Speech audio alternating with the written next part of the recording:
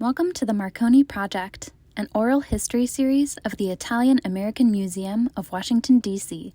In these interviews, we capture the memories and experiences of Italian immigrants and Italian Americans in the nation's capital. We are ready to hear your story.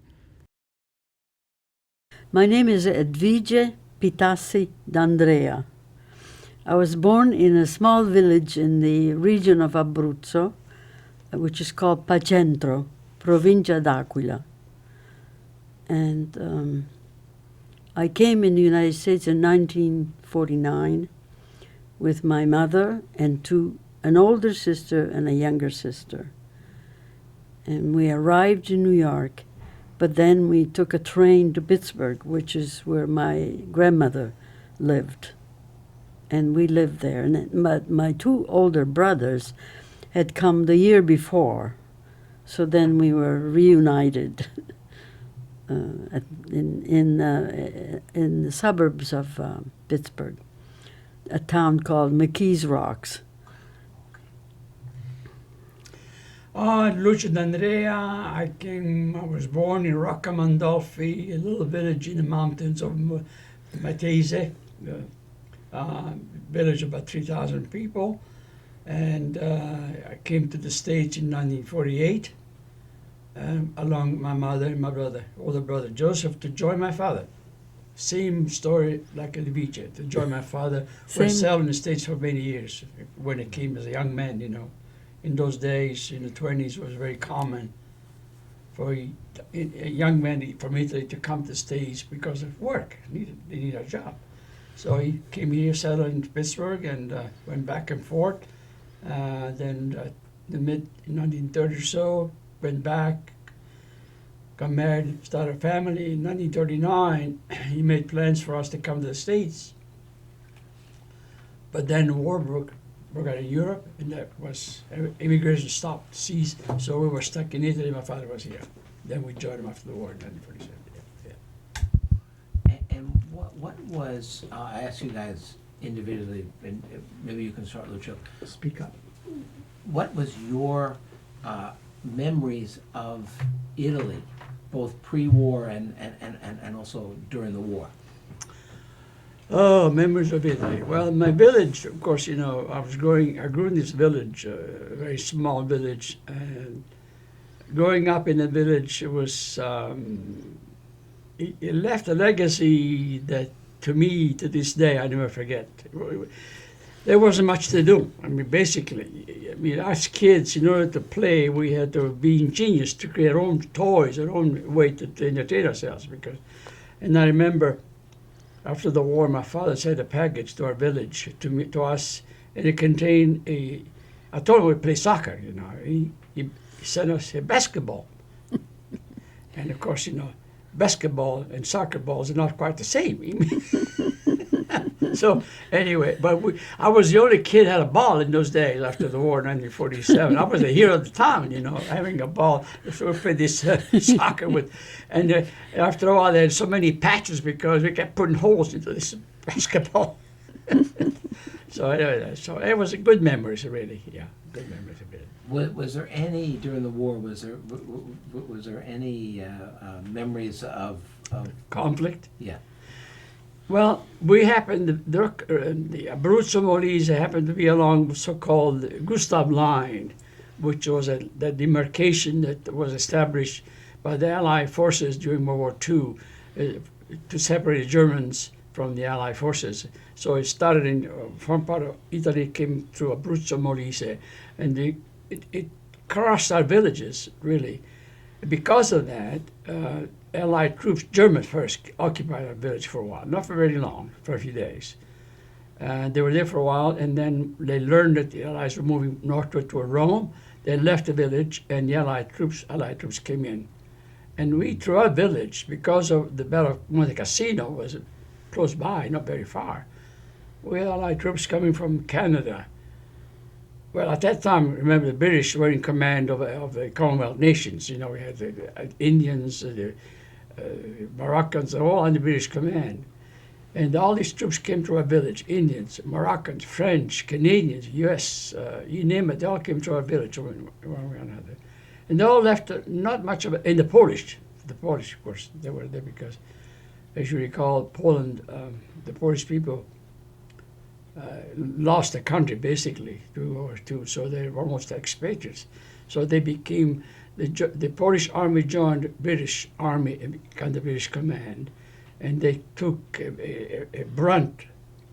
The Polish soldiers took a brunt of Battle of Monte Cassino. I mean, they really died by the hundreds in that Battle of Monte Cassino.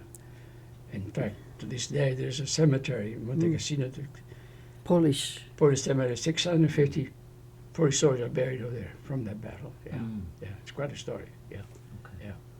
yeah. How about you? Oh, I have pleasant memories before the war, but then during the war, the Germans occupied my little village, and they made us evacuate because they said there was going to be some fighting passing through, but nothing really happened. So we left. They were taking everybody in the northern part of Italy in these ugly covered black trucks. I'm sure you've seen those in movies. But we didn't want to go. My father was in the United States. Same thing happened to us. He left in 1939, December, and then he was going to find a house. He went to Chicago. He was a tailor and worked for Marshall Field. He had a job. He said, okay, I'll go first, find a house, and then the family can come. Of course, the war broke, and so we were separated for 10 years. And my mother, with 5 of us, never heard from my father because the communications were broken. So my uncle said, no, we're not going to where the Germans want us to go. I'm going to go to Sulmona, which is very close to my village. And he knew a family there who, during the winter, they went to Rome because it was warmer. And they said to my uncle, you can use my house and stay there. So we were fine. But then somebody reported us to the Germans that we were evacuees, so we had to leave again. And I was 9 years old, and I had a younger sister who was 7 and who was handicapped. She had polio. But we had to walk 11 kilometers from Sulmona to another little village, Le Marane. I don't know if you're familiar with that. And he found a little house with 2 rooms. The windows had no glass. And we carried our own blankets, and they went out and got some straw and put some straw on one side with our own blankets for all the females, and the other side all the males. And we slept on the floor from November until January, which is when we were able to go back to the house. But when we went back to the house, the Germans had taken everything, the beds, we had a big house, but there was no central heating or refrigeration. So, but we had a room, which was very cold, and my mother had all the food for the winter. Well, that was all gone. But somehow we survived. Yeah, the dramatic change in Italy during World War II is when Italy declared an armistice in September 1943, changed sides from being on the German side. It turned around completely, and then Germans just took on the initiative to make life miserable for many Italians, basically because they felt there was a way to get back to Italy, the Italians, for what they'd done, turning Right. the surrendering to the armistice. So in our village, we didn't sustain much damage. But I do recall that the word got out to us that there was going to be an artillery shelling of our village because there were some Germans present at the time. This was 1943, the fall of 1943. And one of our citizens said, there are no Germans here. He decided to go to the front line where the Germans and the Allies were combating, and he said, there are no Germans in the town, stop, and they ceased bombarding the village. But we did We were shelled by artillery for a while on a Sunday morning. That caused some damage. Some people were killed, but it was for us as kids, you know, I share the story often with other people. The Germans, the SS, with the skull. They were They were scary. just terror. Just looking at you and looking at them just struck terror. You know, that behaved that way. They had a skull, Yeah. the skull. Whereas the and German belt. soldier, the regular German soldier in uniform, like a GI, he had behaved differently. He was more understanding. I Well, mean, they more, you know, he had a human Well, they probably had a humanity family of their about own, him, you know, and Sure. Do either of you remember being hungry? Yeah. During that time? Oh, yeah, we were lucky to have a little bowl of soup every day. But then one thing that I really remember was that the Germans would come with those trucks and park it in the piazza and then start shooting up in the air. And then they would go around rastrillamento. Rounding up They were the- rounding up men. Well, I had 2 older brothers and some older cousins, so they would hide in the house. so the before and then one time they got my older brother Robert, and he was gone for 12 days. My mother didn't sleep for 12 nights, and then he finally came home. And then another time, my younger brother was taking a walk with his friends, and then they began to this rastrillamento, and we didn't know where he was. So my mother and I were looking for him, and we found them. They were hiding in a shed somewhere in the mountains, and then they tried to get out, but the Germans started shooting after them. I was so scared. Why?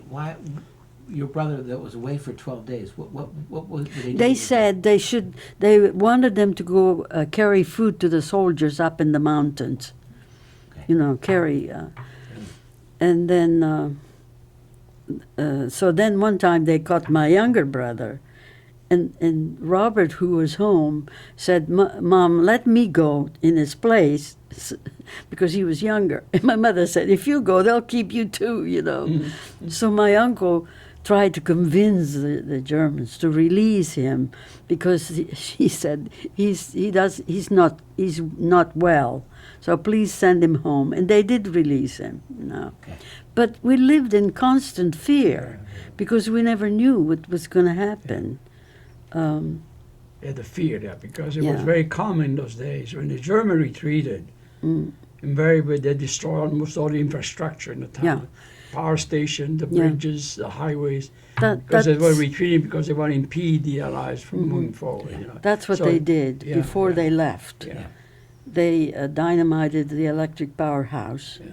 And because the guys were hiding, and then there was a big house across the street from us, and they used that as their headquarters. So they knew who lived in our house. And my aunt had 5 daughters, and 4 of them were teenagers. And so the Germans came, and they put dynamite at the doorstep, and they said, we want your daughters. And my aunt said, well, they're not here, but they knew they were there. So they said, if you don't bring them out, we're going to light this and blow your house. So my aunt called the daughters, you know, and they came out. But they were not abused. Yeah. They just wanted them to carry dynamite on their heads and take them wherever they wanted the dynamite. You know, they had dug some holes so they could put that's what they wanted these girls to go. But one cousin, she was so hysterical that she couldn't stop laughing. I mean, some of these things really stay You know, in your when mind. So finally, they dynamited that. So we didn't have electricity for 9 months. So we all went to bed with a candle. And then then after, when the war was over, we got a letter. But there was a Monsignor in our village who was working at the Vatican. So my father wrote a letter to him and sent some money, because we didn't get any money from my father during the war. And so that was a big help. And then we never heard from my father again, and we didn't know what happened. Well, he had a stroke, and he had to be hospitalized. And in those days, they didn't have insurance. So he spent all his savings, and luckily, my father had served in the U.S. Navy. So he qualified to go at the Veterans Hospital. And he was in Butler, Pennsylvania. And just before we came, in 1949, they moved all the stroke patients to upstate New York in Canandaigua. So when we came, my father was there. And so my uncle, my mother's brother, borrowed a car from a friend, and he took us to visit my father. Now, my father was a very nice-looking man. He was a picture of health when he left, and then when we saw him, his whole left side was paralyzed, and it also affected his mind. So you can imagine what it did to my mother to see him How like old were you that. then? Well, I was about 13 13, when, yeah. so I only saw him once after we came to the United States, because we couldn't travel, you know, and then 2 years later, my father died. Wow. Yeah. Okay. But I had two older brothers who, they were both students. Robert was studying in Pescara, and Attilio was younger. So they came the year before we did, and they were just sitting at home with my grandmother. And I had an uncle who was a builder.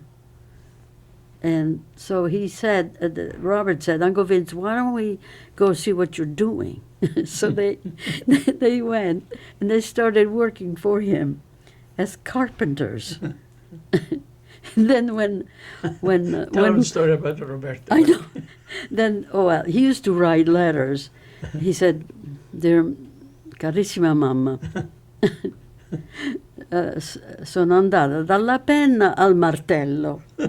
So from studying, writing with a pen, I switched to a hammer.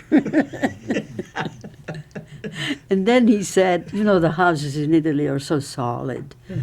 But my grandmother's house, a lot of it was wood. So he said, when you walk, you can hear the furniture shake.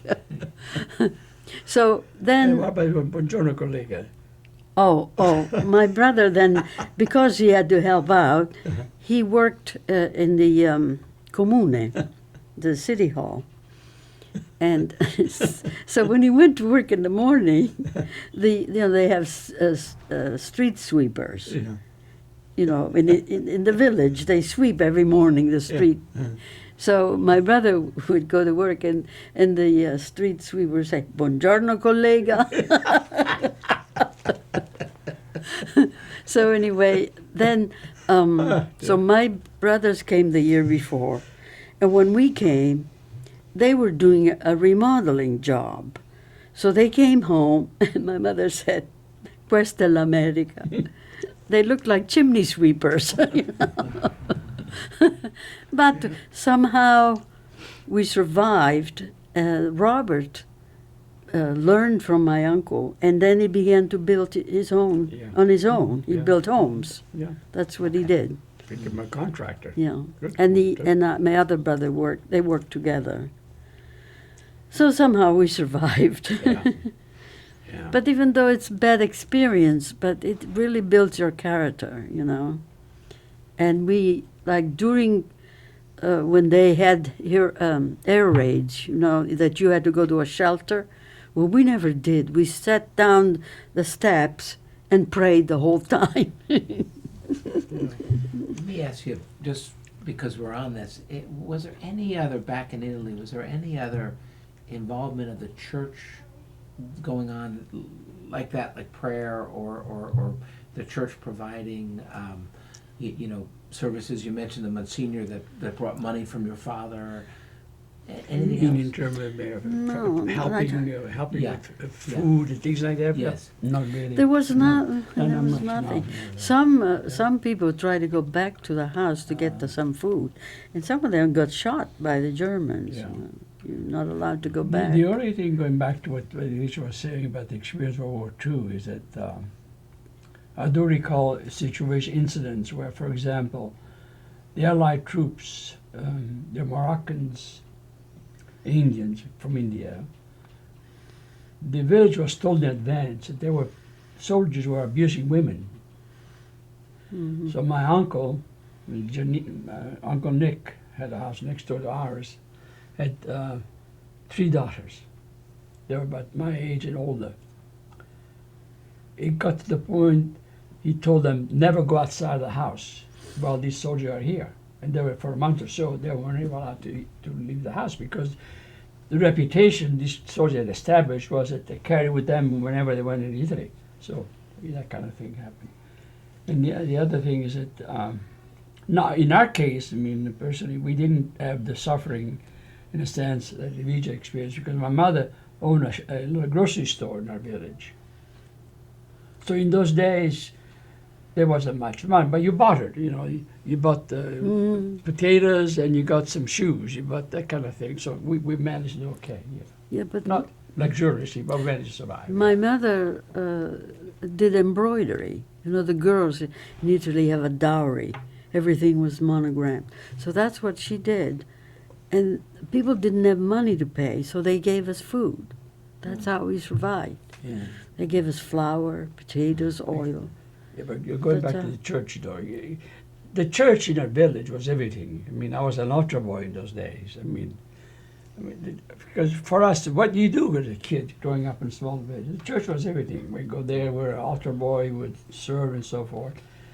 And the thing that struck in my mind is how the priests did their best to reach out to the community, to embrace them and make them feel comfortable. Because there were situations in our village where some of the villagers during the war abused their positions and became Lords. they shared stories with the Germans. I mean, passing. They collaborated. They collaborated with the Germans. Because the policy of the German in those days, if a partisan or someone killed a German, in retaliation, they pick 10 people at random and you execute them. It happened in our village, randomly. They were invited to go to the square. They said, no, tell them who did it. And of course, nobody came forward, and they executed them. And so that was the kind of policy that prevailed. Yeah. Lucio, if you would also describe a little bit about how life was when you got into the United States, and then whoever wants to talk about how you met. Oh. When you get to that. Well, when I came to the States in 1948, I joined my father, my mother, and my brother. And we settled in Pittsburgh. And I entered my father, I remember that morning when we arrived, he said, okay, let's go to near Norwood. There was a little community in McKees Rocks. It was predominantly Italian Americans. It was all pretty much Italian Americans. My father took us by the hand, my brother and me. I said, let's go to school. And he met the principal, who was a friend of my father's. He said, teach my kids some English, just like that. So that began the journey for me anyway, to learn some basic English from grade school. I sat in the classroom with kids, grade school kids. And then gradually, as you picked up the language, you moved forward. And I went to high school, graduated in 1952. I did pretty good, for an immigrant, I did pretty good in school, I think. She was the valedictorian. No, salutatory. So whatever, we did pretty good for immigrants, you don't know anything that much, we did very well. So and then I applied to go to college. And at the time, I didn't know what to study. I know I wanted to do some engineering, but through my father, there was a friend of my father whose son was a petroleum engineer. And I remember visiting him with my father, and he was talking about his job, working outside. When I heard the outdoor work environment, I said, that's what I want to do, work outside. So petroleum engineering, essentially, you work in the field. So I took petroleum engineering. But to give you sense of how Italians were treated those days. In Pittsburgh, you had 3 universities: University of Pittsburgh, Carnegie Tech, and Duquesne. Now, Carnegie Tech at the time was the elite class for engineering. It was the top school. And I said, well, if I have to study engineering, I apply for Carnegie Tech. But a friend of my father said to him, said, don't even bother, because with a name like yours, he's never going to get in. Yeah. So I said, okay. So I applied to the University of Pittsburgh, and I graduated from University of Pittsburgh in 1958, and came to Washington. And I think I always find it very admirable that his parents, they never went out to dinner, they never went to see a movie, but they made sure that those 2 boys got a college education. Was paramount. And my mother especially said you have to have education too. Which in essence, when you look back at the Italian-American experience in the United States, education was the threshold, they wanted to open the door for Italian immigrants. Without that education early on, you just couldn't make progress in this country. That's how it was, It was a key to success, really. And it is, man, 16, you know what I'm talking about, yeah. Well, I had the same experience. I had an older sister and a younger sister, and we all were in the same grade because we had to learn English. But the children were during recess, they didn't want to go out. They wanted to stay in the class and teach us English. So it was a great experience. And then the same thing, as we learned, then we moved up, And then one time in, I think it was middle school, the teacher said, you have to learn the preamble of the Constitution. So coming from Italy, we had to memorize a poem almost every week, so we were used to it. And the next morning, we were the only 3 that had memorized the preamble. Can you imagine the accent, how it must have sounded? So, I can, looking back in my going to high school, I had teachers that I still remember, Mrs. Glassbrenner, Miss Holland, Miss McGinnis, Miss Tratera. They were wonderful teachers because they cared about us. They just wanted you to succeed. Well, you know what I mean? We were that anxious. feeling that you came Anxious to learn, and they liked that. To learn, it just carried on with us. It was wonderful, yeah. And thank God for that, because absent of that kind of support, you fall on the wayside. It can happen, but it meant a great deal, fantastic. I liked English because it's so much easier than Italian. The grammar. We used to have United Nations Week, once a year, they have UN Week. This was in 1949 or so. On those days, I think they still do today, students were invited an essay. What does United Nations mean to you? So I was invited to write an essay. I said, what am I going to write about? So I said to the teacher, Mr. McGinn, I said, well, write about your growing up in your village and the war. I said, oh, okay. So I wrote that, and I won the first prize. The essay, So that's what I mean, the teachers can really, the impact they have on kids is enormous, Here too, just really. But in my case, of course, my father died before I graduated, so I finished high school, and then I said, well, I don't have any skills. So I went to speak to the girls' counselor. I said, what can I do?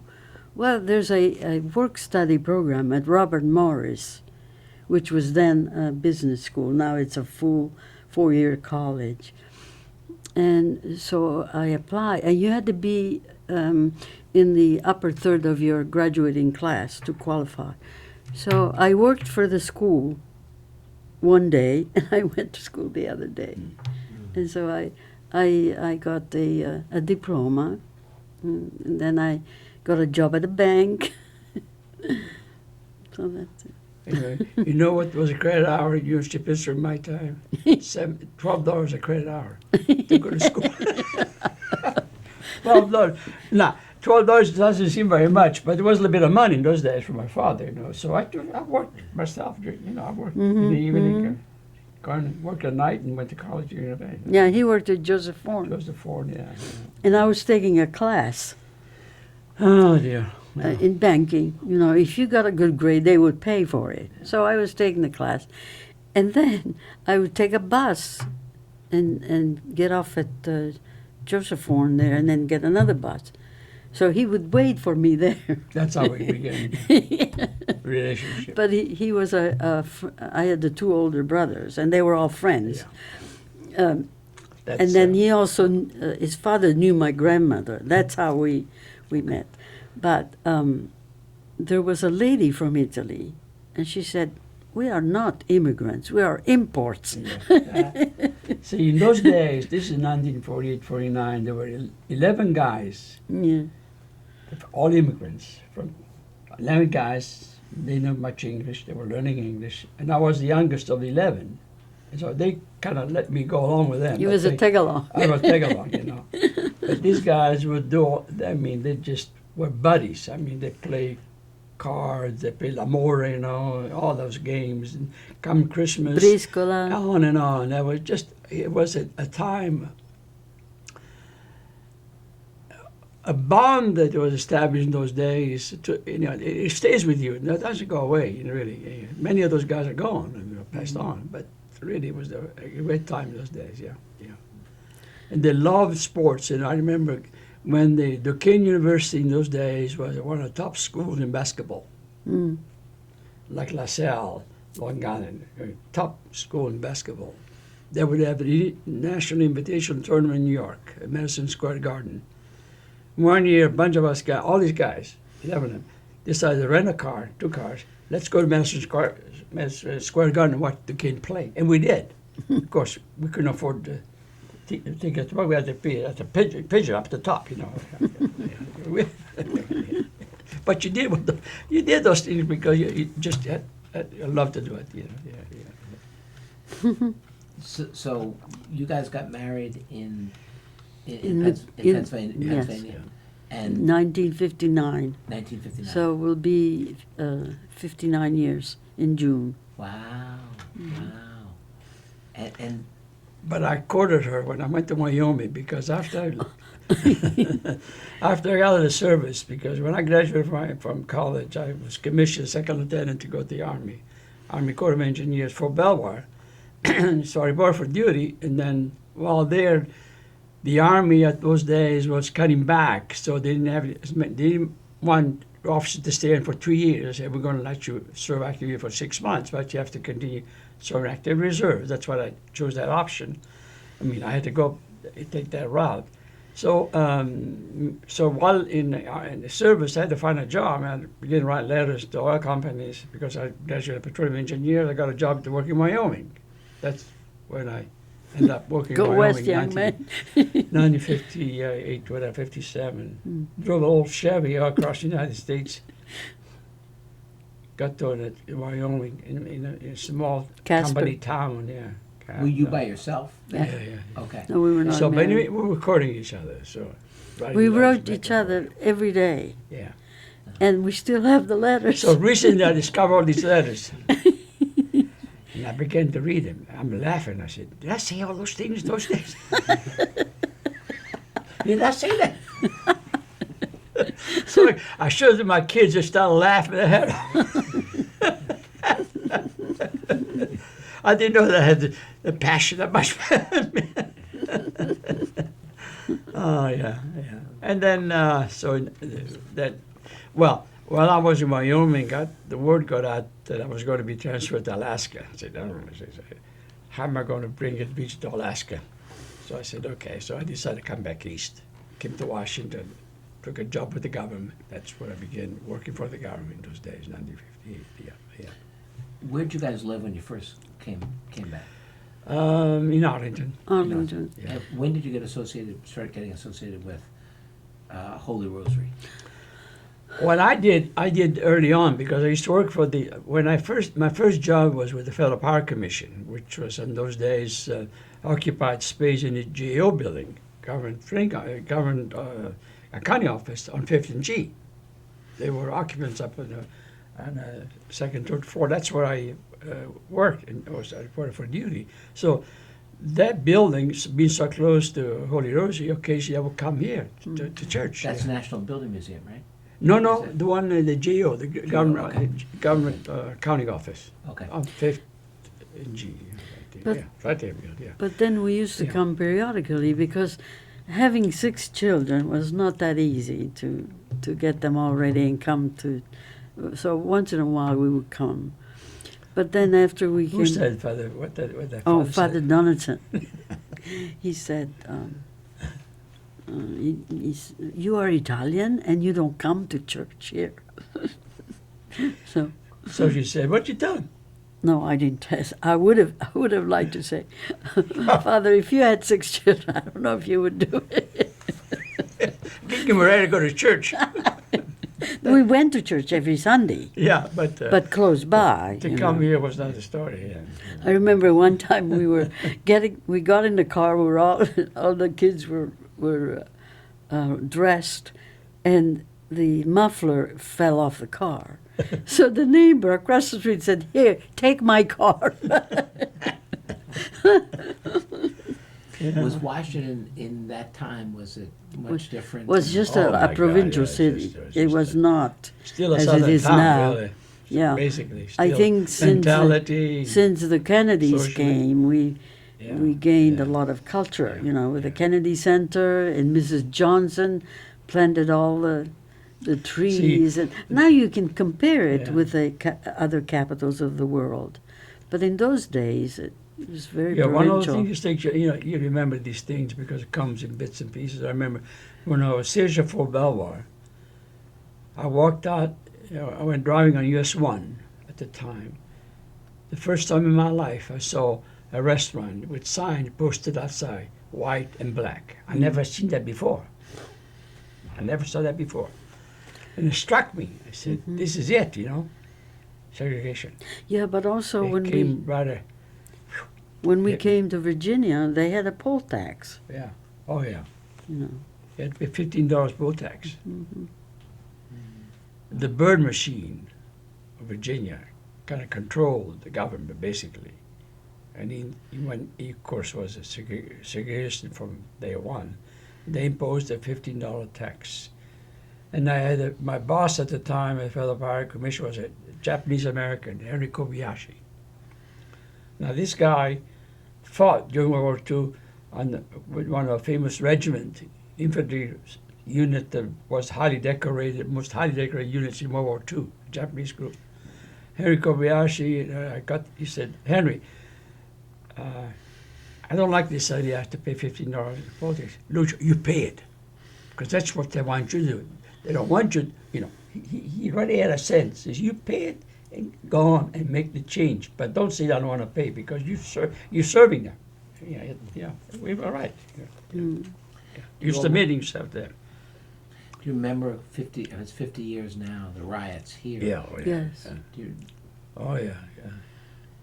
Yeah, because It's you go pretty bad. downtown. There used to be a photo shop on 13th Street. A wonderful guy. I used to go there for getting a picture developed. And when it was all over, I went to the shop. It was all gone, and I saw him. and said, "Look what they've done to me." I mean, a beautiful photo shop. Everything was gone, destroyed. It was so painful for me to see this guy, that decent chap, decent fella. His shop was all destroyed. Everything was gone. I mean, it just incredible. Yeah. They suffered a lot. Yeah, the town just took off and in flames. Yeah. do you have any recollection of being Italian Americans or your kids having issues? No. No, really. No. I told especially my son, I said, if anybody ever says anything, ask them who invented the radio. Oh no, we indoctrinated them to be I Italians. brainwashed my children. Yes. And that's the most gratifying thing for us or any parent Mhm. when you instill that appreciation, and it becomes evident as they grow older. Then you feel good. And it does make you feel You good know, that you did the right thing. Our son had a friend, Tim Wedding, Yeah. and I guess he bragged so much that Tim went to his mother, who was a friend of mine, said, "Mom, do we have any Italian in our family?" Well, we're very, I mean, Italy's still in our hearts, because we were born there. I usually say, I love both Italy and the United States. It's a great country. I describe myself oftentimes as my mind is American. my heart is Italian.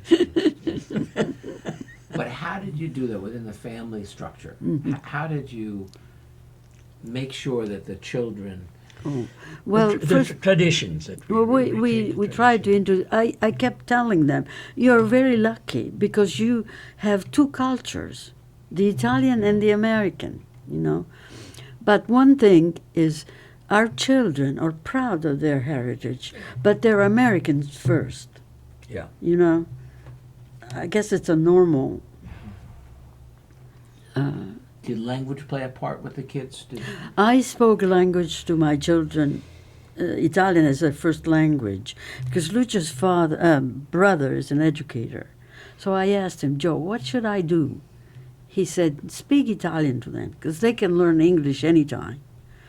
So I spoke Italian to them as their first language, and especially the oldest one. When she started playing with the other little children, she didn't want to. Easy.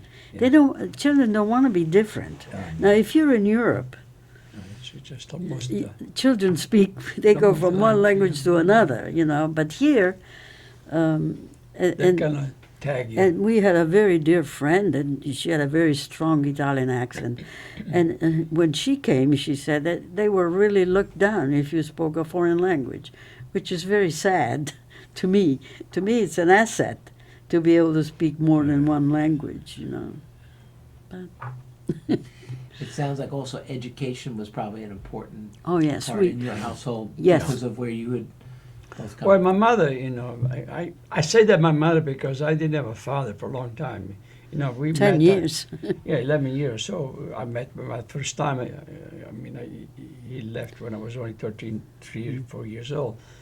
So my mother really was the one that really was instrumental in building a character for us and that sort of thing. But she always said, "Non dimenticare mai la tua terra." Don't forget Le tue radici. Le tue radici. Never forget your roots. My mother said, "Never forget your roots." But She made it emphatic about that. Don't dimenticare la tua. But even our children, they all went to college because we felt that you spend that money and they have the education. Nobody can take it away from them. Yeah. But if you give them material things, you can lose it. But education stays with you. And even, some people had the mentality where girls get married. But even if you don't work, you can pass that on to your children and make a better society. I'm a passionate Italian in the sense that I do all sorts of about established societies here that carry their heritage. So I get so excited when I go to a society meeting, a nativity, and then somebody comes to me and says, "I'm Italian," and we start chatting in Italian. I just sort of kind of a glow comes into me and say, I just want to know all about you, I just get myself involved, say who you are, where you come from, all that sort of stuff, just as a feeling that comes to you. Lucio, would you just take a minute and describe some of the Italian organizations that you've been involved in? Just so we have that. Yeah. Okay. Well, let me begin. When we came to Washington in 1959, we didn't have much. We know many Italians. Italian didn't exist to us. We're all strangers in a sense, So we begin to find how can we establish a link with the Italians in the community. And it began by establishing a link with the Order of Sons of Italy lodges. And the first one was the Roma Lodge. Still exists today.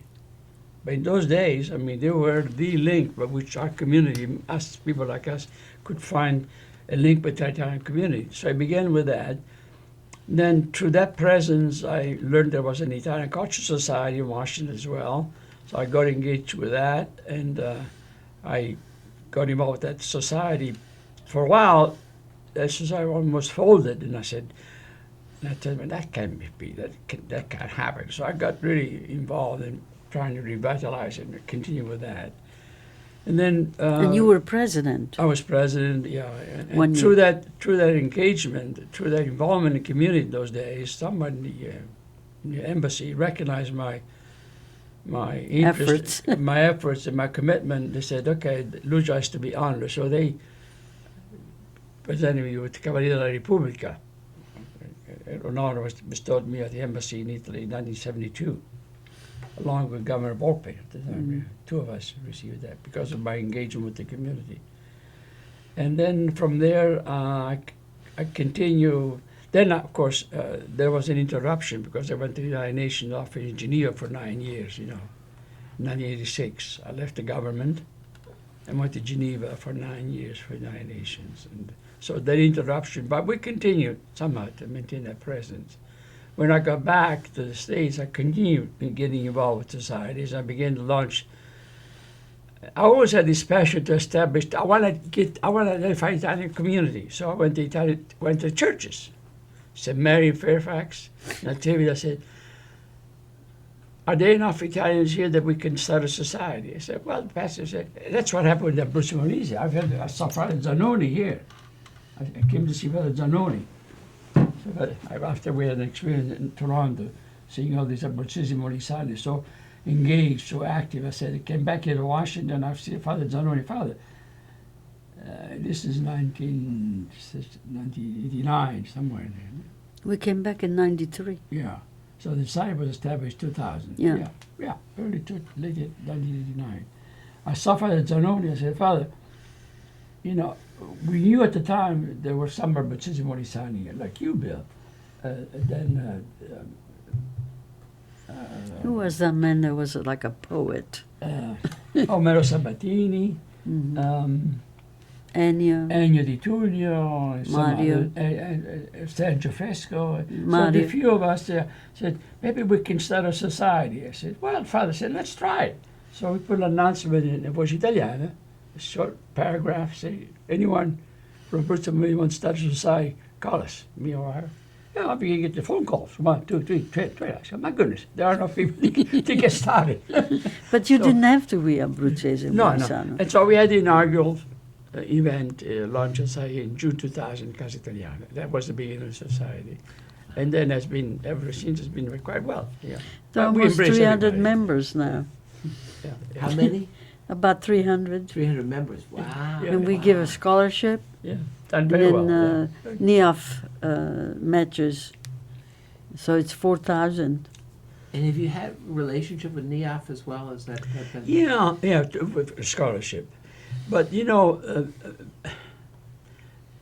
this I'm saying something that I'm sure had been said before. When I started the Abruzzo Molise Society, there were some members in our community, very few members of the Holy Rosary, came to me and said, Lucio, this thing is not going to succeed. We'll fail no time at all. I mean, really, Bill, this is not going to last. Because others tried in the past, Fruliani and others. I said, I bet you're wrong. I'm going to prove you're wrong because this is going to last because we're committed to make it happen. and we kept that up. Good leadership, good officers, and it continued to survive and did very well. And that we've embraced it. We didn't just took on a Abruzzesi Molisani. We took anybody who loved Italy. I used to say, the bottom line, if you love Italy, you're welcome to come enjoy it. That's it. And how has Casa Italiana sort of evolved? Well, that became our home for us, you know, because we were welcomed here.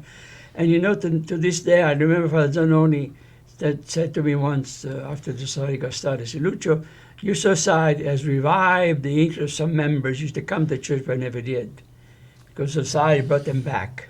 Mm-hmm. I never forget that message he gave to me. Lucio, you made a difference. We still Your hear society from made it, not me. the Father society. Zanoni. Yeah. He said, society made a difference because they were, you know, it's urban setting. People begin to move into suburbs, you know, and so the core of the church began to lose its membership. And so to him it meant a lot that these people came back. Yeah, sure. Very wonderful. Yeah. Okay, can we speak about Geneva just for how old were your kids when you went to Geneva? Well, when we went to Geneva, we only took the three youngest. Yeah, okay. The two girls had finished high school, and they came with us, and they studied French for 1 year, and then they came back to the States to go to college. Paul had finished 10th grade, and he went to the international school, and he did very well.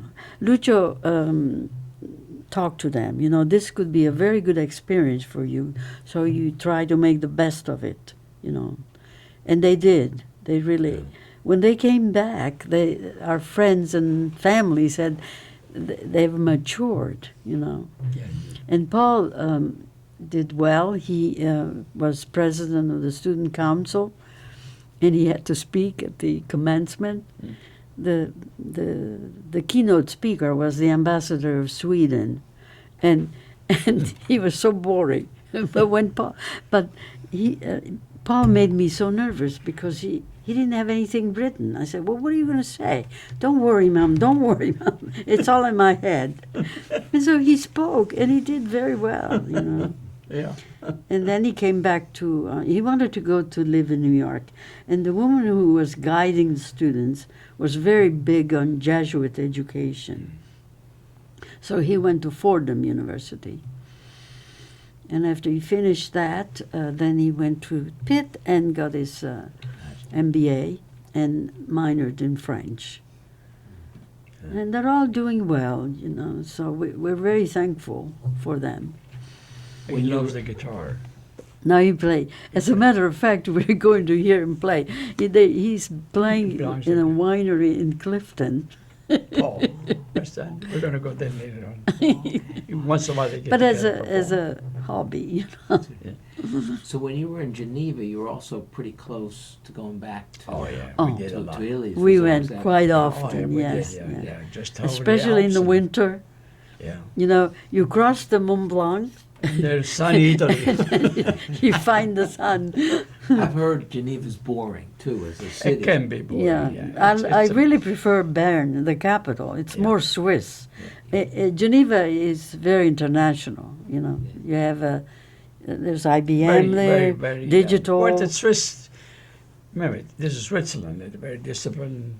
The Swiss have a certain culture. But I of their didn't have own, any problems because I like to follow the law. Oh, yeah. We made very good friends because Lucio was traveling a lot, you know, and I was alone because the kids had left. And I met, first we lived in France, just across the border, because we rented a house. And then when they left, we didn't need that big house, so we got an apartment in Nyon, which is very close to Geneva. And I had a neighbor upstairs.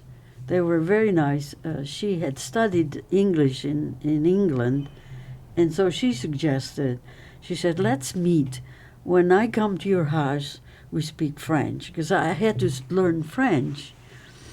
Lucio signed me up at the UN, total immersion, no English.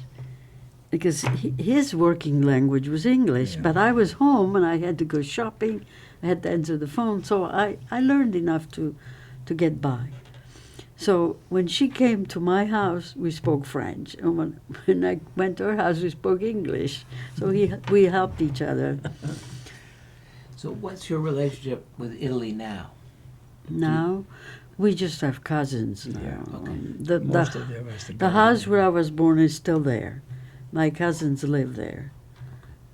And but they're not too many left. Yeah.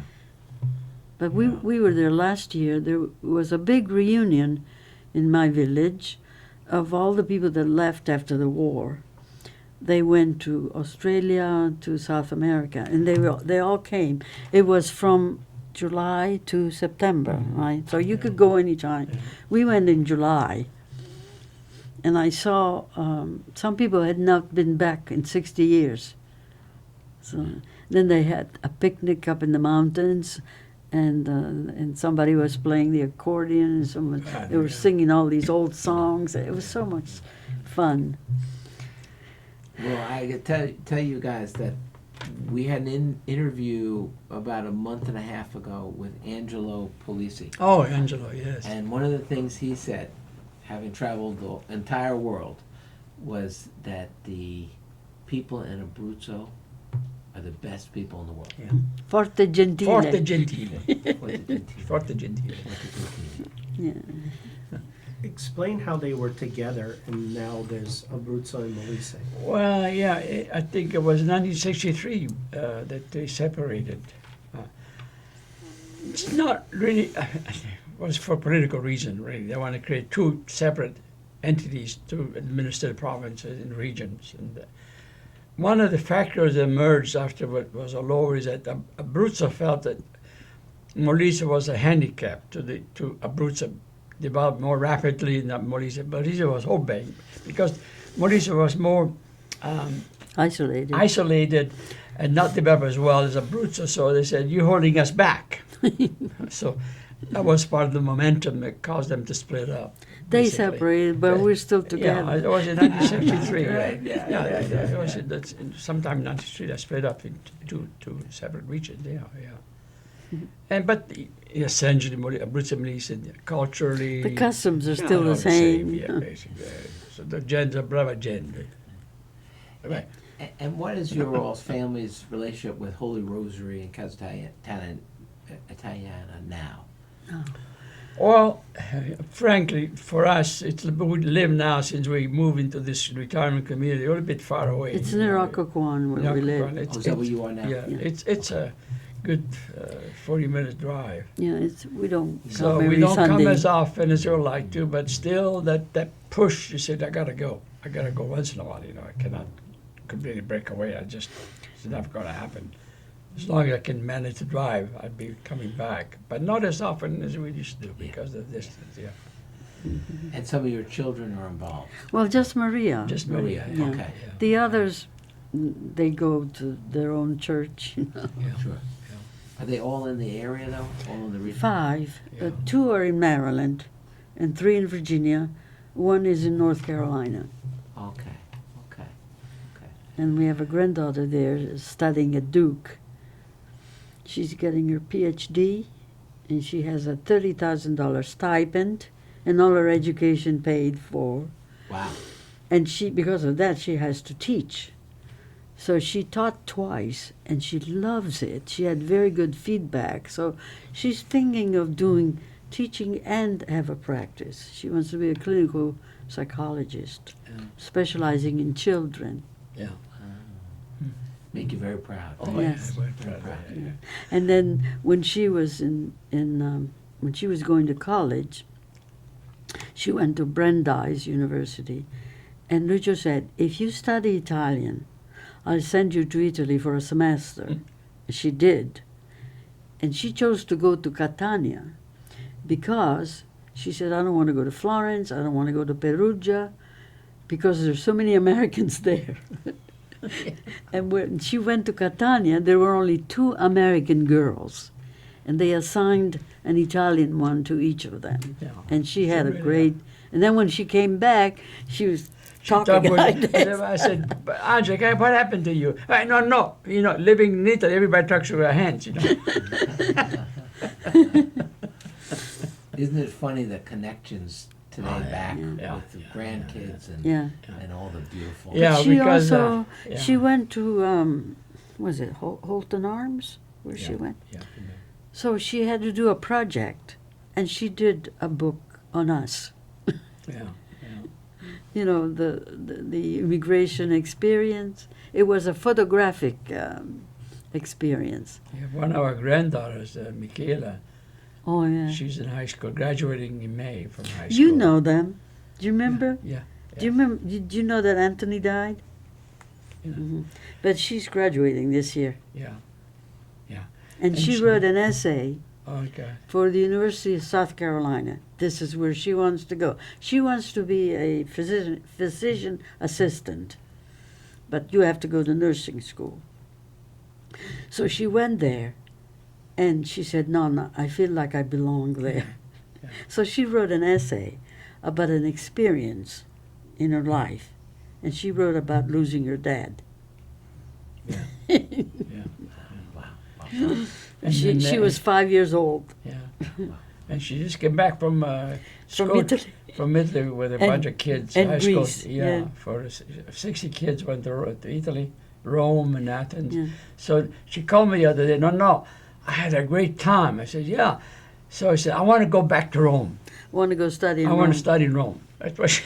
So he said to all of them, if you study Italian, I will send you send you to Rome. Italy. Yeah. It's great. It's great. Yeah.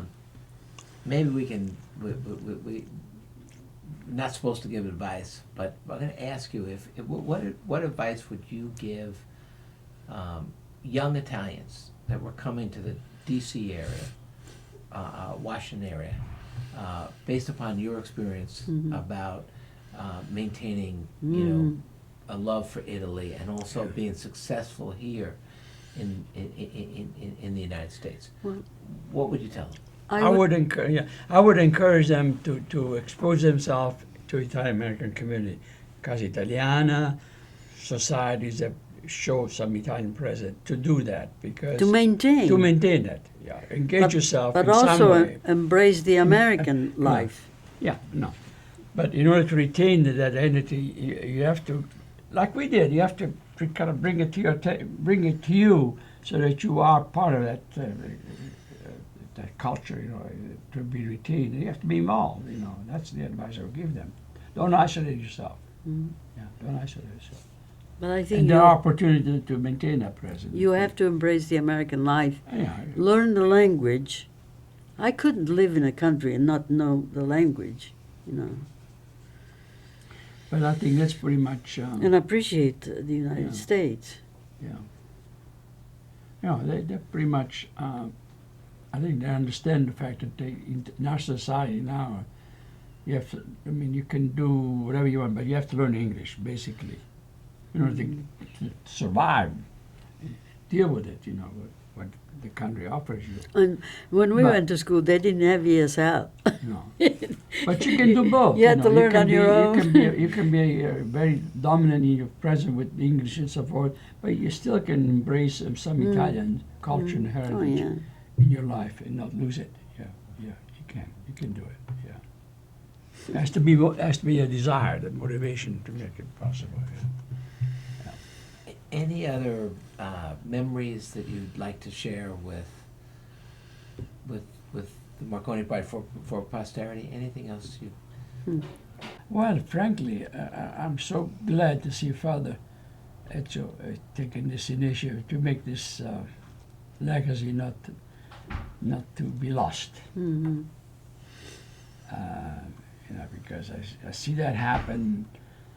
The Italian American community in the States is going through a transition in a sense. I mean, the old timers are passing on. The new generation doesn't have the sentiments, that strong bond that we have identified ourselves with. But still, I noticed the third generation of Italian Americans wanted to discover that heritage. Now they're doing their utmost, that travel, join societies, and so forth. They want to rediscover. So they're not abandoning. And that's what we have to do now, people like us in our age, to make sure that it's preserved. And an institution like this is a very important part of that, Casa Italiana. Yeah. Well, you know, when you all came over, you were leaving an Italy that was in a certain condition. It's devastated. Oh, yeah. It was a Yeah. world historical event, and you were coming here. Yeah, but And we, this country was young. yeah, and we cried the whole time, from Pacento to Naples. We didn't want to leave, you know. Do you remember the boat ride as well? I'm assuming. Oh yes, you- we had you- very very bad rough. weather. bad Yeah. weather. I remember they had dancing after dinner, and we, of course, we were young, but we were watching these people, and they would go from one corner to the other, you know, while they were dancing, and then they had to put a ledge on the dining room table so that the dishes wouldn't fall out. It was I scary. didn't know I couldn't hold my food. I know that much. I couldn't hold my food. And when we arrived in New York, my brother Robert was there. He said, "I thought I had to get an ambulance because we looked so pale." And see, even though I was born in Italy, but my father was a U.S. citizen, so I acquired the U.S. citizenship, even though I was born in Italy.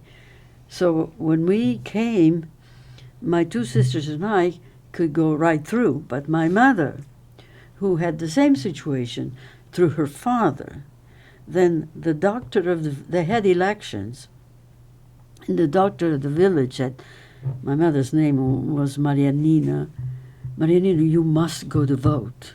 So she voted, and she lost her American citizenship. So she had to wait until all the Americans came out, and then she came out. Because voting became symbolic of the allegiance, you know, politically speaking. And then, of course, we didn't. Let's see. You had to renounce when we came to the States, renounce the Italian citizenship. But then the Italian government changed that law. We regained it. We regained the Italian citizenship. So we have an Italian passport, which is expired, but it's $180 to renew it, and Yeah. But I guess renouncing it at that time, it was important that Well, the loyalty you Yeah. couldn't. Yeah. Well, you know, that was, and I don't think there was anything wrong with it, essentially because, you know, everywhere there was a challenge to indoctrinate yourself and adapt to your new environment. I mean, I always look back to my mother. She was 44 years old when she came to the United States. She left a little village, very independent woman. All of a sudden, at that age, she had to learn a new life. It was a challenge. It was difficult. I mean, she didn't have an easy time. She used to say, Cristoforo Colombo, che mai fatto? What have you done to me, Christopher Columbus?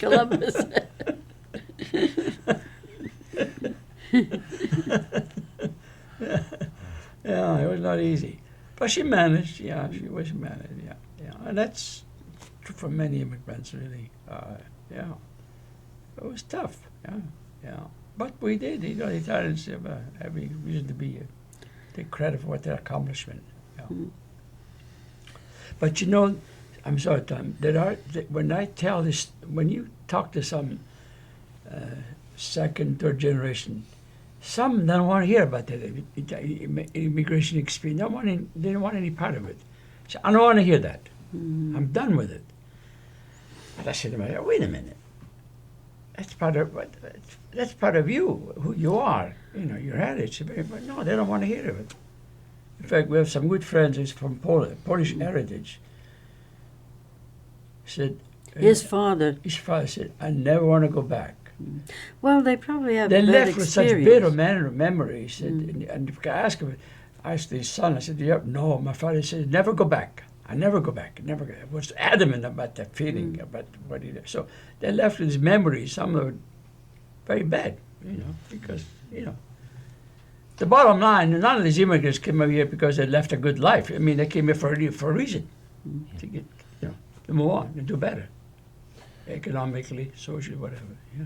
But Lucio, there's something about Italy that evokes an attachment to the heart. Oh yeah. I mean, you said that my head's here, but my heart's in Italy. There's others who aren't Italian and feel that their heart's in Italy and their head's somewhere else. Yeah. Well, the people are very, I mean, especially they love children. If you take children, they love them. So. See, I thought I should have some, you know, growing up, I experienced bigotry, stereotyping of Italians, and I resented it strongly. I mean, I've had cases where, one time I remember walking into a state liquor store in Pennsylvania, and I heard this guy say, I want some Dago Red. I said, I went to the clerk behind the counter. I said, you know, I'm Italian American. That Dago Red is very derogatory to me. He said, why? I said, well, it is. And he didn't know anything better. But that's what they just say. So I said to myself, I'm not going to stop here. I wrote a letter to the liquor board in Harrisburg. I said, this is not right, you know. And they came back to me. We're going to send a letter to every liquor store in Pennsylvania, instructing them to be very careful, you know, that kind of stuff. Yeah. And they did. I kept those papers as documents. But you do a great service for those that come after you. Yeah, of course. That's right. Exactly. And those Yeah. who don't appreciate Yeah. you all came Yeah. before, and that the some of the freedoms that they have Yeah. are based upon on that. Are there any other Well, another on the same path for them now. The Sopranos, for example, you know, that famous. That was a disaster to me. You know, but some of it was of our own fault. Our own. I mean, the Italians brought that on for themselves in a way because of what we were doing. But a Soprano to me was a portrayal that I hated, and just because the image, you know, and one of the sponsors of the program was a company, Time Warner, I think at the time, and I used to have some shares of the company, you know. So they were going to have a shareholder meeting in Vienna, Virginia. I said, I'm going to go. Tell them a piece of mind. And I showed up, hundreds of people in the audience listening to the president of the company give his talk. He said, there'll be an opportunity for all of you to say something at the end of the program. Let's stay with that program. There'll be an opportunity for all of you to take the floor and say what you want to say. I said, okay. When all the business side was over, I said, okay, is anybody want to say? I said, yeah, I have something to say.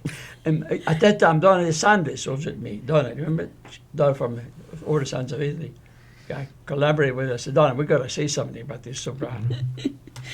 So we wrote a statement, that both of us, you know, when we showed up, I got up and began to read my statement. And I went on and on. He said, can I tell you to just hold off? And we have to go on. You know, I said, just bring the statement to me and I'll take it with me. The chair of the meeting said, that's fine. So, but anyway, that was the kind of thing. Because I just hate the idea. I just hate the idea of just be stereotyped. I mean, you saw on TV, commercials that went on and on. Why? I mean, it just bothered the hell out of me. Yeah, but I remember when I met some people when I first came, all they knew was mafia. Yeah. And I never heard of mafia until I came here. And that word Dago, you know, God. Lucio, any other memories of that? When I reported, I went to Wyoming in 1957 after I got out of active duty. I reported for duty in a small town, company town in Midwest Wyoming, in the middle of nowhere. Casper. No, north of Casper. Oh, Midwest oh, Wyoming. Midwest, The yeah. about 60 miles north of Casper. Middle of nowhere, in oil time, basically. And so I settled in, and the company gave me a cottage for me to live there, and I could sense, because I'm in a community, there are no Italians to speak of. I mean, this is all Baptist and Anglo-Saxon. Anglo-Saxon, you know. I could sense that I was the kind of an intruder in a way, you know. The intrusion was not that visible, but you could sense it because they felt I was a Californian, you know. The isolation, but it took me a while to get to know them, and then they finally accepted me, because I remember there on a Sunday, a priest would come to say Mass in our village. And then after he left, and then there was a social in the Baptist church that you go to down in the basement, you know, to socialize. I went to those things, and I told him, I said, you guys ever had any pizza? They said, what's pizza? They never heard. He said, they never heard pizza. So I wrote a letter to my mother. I said, Mama, give me the recipes, how to make pizza, how to make the sauce, how to make the dough. So one Sunday, I went to that church and made the pizza from scratch. And gave it to the guys. They began to acquire for the state of pizza. And then when he said his name, Lucio. Yeah. What's that? I said, how do you say? What do you say that name again? I said, Lucio. I said, we're not going to call you that. We're going to call you Lou.